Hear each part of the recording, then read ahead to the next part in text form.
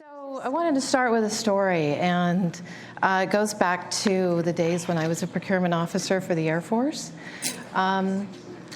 We had just finished this negotiations with General Atomics down in San Diego, and we were exhausted. Our team had worked really hard to get to that point where we could negotiate this dual-use neutron beam, and it was for the nuclear reactor out at McClellan Air Force Base. And I'm on a plane on the way home, and I'm sitting there in the center seat. To my right is a nuclear engineer, and to my left is a nuclear physicist.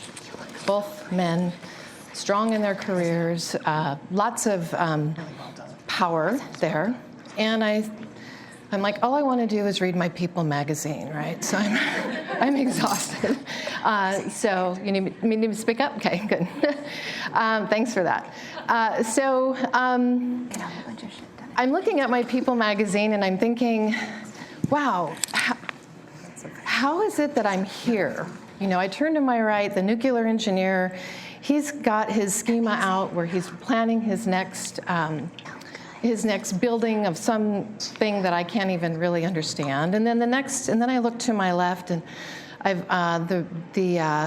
the nuclear physicist is reading quantum physics, and I just want to read my People magazine. So again, I'm like, how did I get here, and how is it that I'm surrounded by this? And then it dawned on me, you know, they wouldn't be able to buy this reactor if it weren't for me, with the training that I had. Becoming a procurement officer, I went through 2 years of incredible training. The Air Force does that really well. And without what I brought to the table, they wouldn't be able to do what they did. So my message here to you today, hopefully we'll get to that, is that you too have something to bring to the table. Don't shortchange yourself. Everything you do every day, show up and come to the table. So let's talk about language bias. We all come into this world with no language. We get hugs. Folks, we hear our mom's voice or dad's voice. And we have to learn our language. It creates who we are, creates our own perception of the world, a lot of it through what we hear and then how we speak. With that, as you're learning that, you're also creating your own bias, the way you see the world.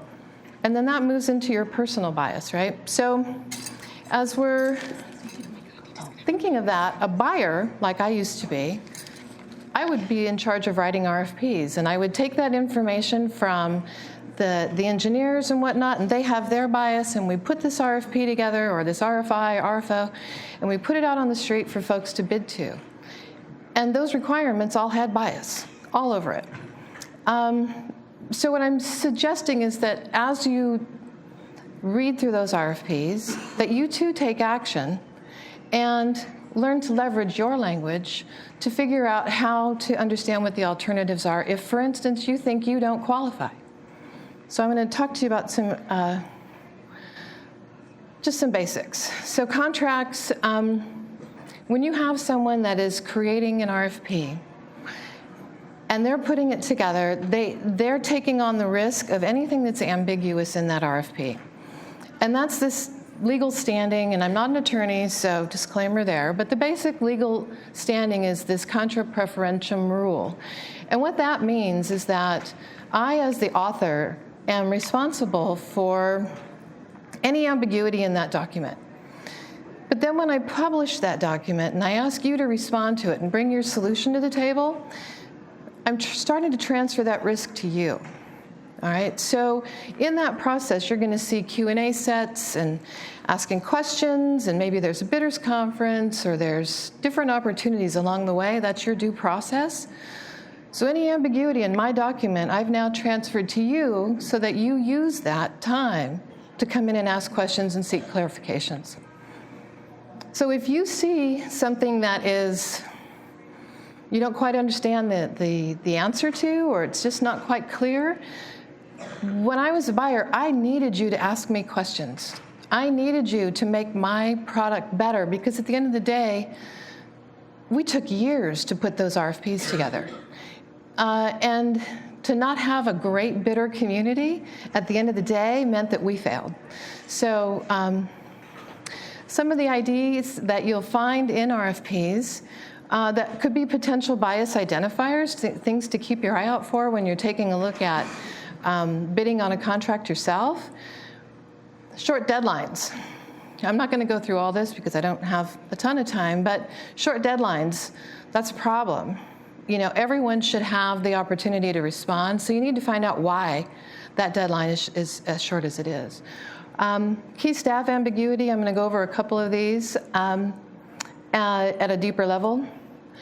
If you see a lot of shoulds or a lot of shalls rather than shoulds, ask why.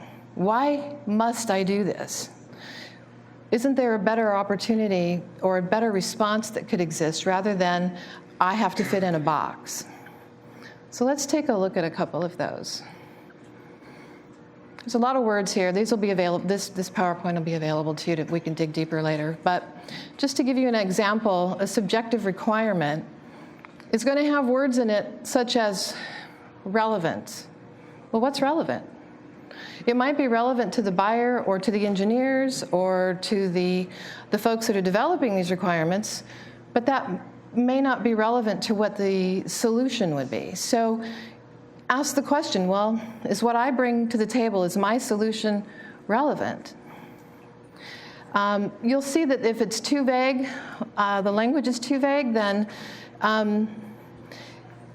well, let me back up. When you get an RFP and you're looking at it and you're going, is this something my company can bid on? Is this something that I can successfully deliver?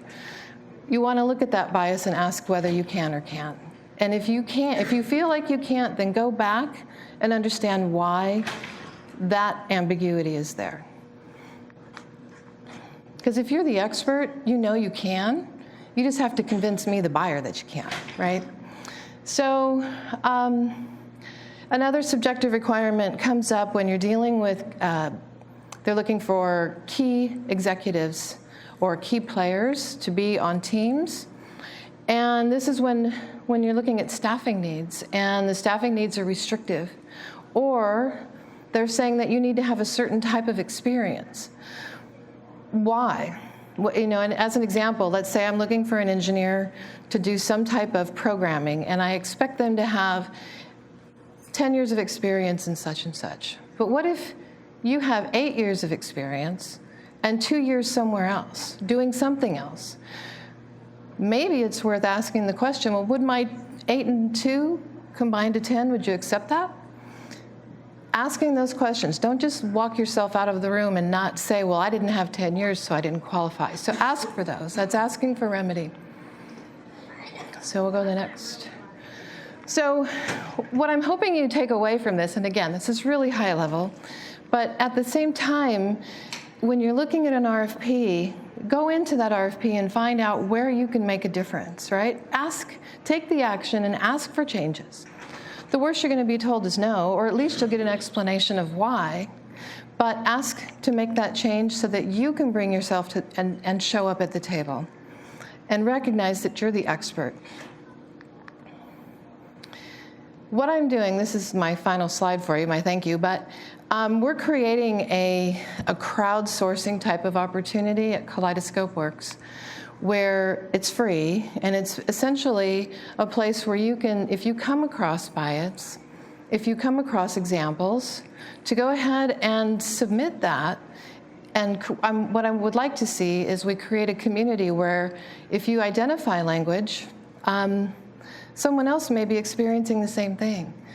And so if we can get together and have those shared opportunities or those shared experiences and help each other, we'll learn to be okay with being on a plane, sitting in the middle, and looking around and going, why do I belong here?